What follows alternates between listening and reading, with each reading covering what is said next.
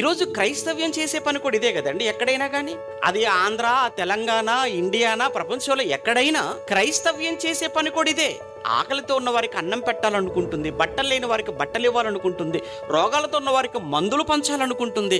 అలానే ఎన్నో సమస్యలతో, కుటుంబ సమస్యలు, వ్యక్తిగత సమస్యలు, ఆరోగ్య సమస్యలు, ఇక జీవితం మీద విరక్తి వచ్చి చావాలనుకుంటున్న సమయంలో అలాంటి వారికి ఎన్నో ఆదరణ కలిగించే మాటలు, ఎన్నో ఓదార్పు మాటలు చెప్పి వారిని నిలవబెట్టి ఆ కుటుంబాలలో వెలుగులు నింపే ఎన్నో సంగతులు ఈ సభల ద్వారా కావచ్చు, సదస్సుల ద్వారా కావచ్చు, ఏ కార్యక్రమం ద్వారానైనా క్రైస్తవుడు చేసే పని ఇదే.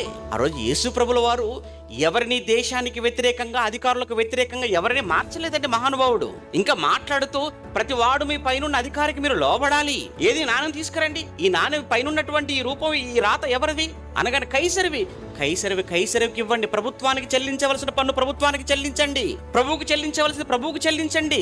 అంటే ప్రభుత్వాలను గౌరవించండి, ప్రభుత్వాలకు చెల్లించే పన్నును చెల్లించండి అని ప్రభుత్వాలకు సహకరించి ప్రజలను ప్రభుత్వాలకు ఉపకరించేలా మాట్లాడాడు తప్ప ఎక్కడ ఎప్పుడు ఆయన మాటల్లో ప్రభుత్వాలకు వ్యతిరేకంగా మాట్లాడిన ఏ ఒక్క సందర్భం మనకు కనబడదు. అందుకే కదా బైబిల్ మొత్తం కూడా మీరు చూడండి, మీ రాజుల కోసం మీరు ప్రార్థన చేయాలి, అధికారుల కొరకు ప్రార్థన చేయాలి, మనుషులందరి కొరకు మీరు ప్రార్థన చేయాలి. ఎందుకు?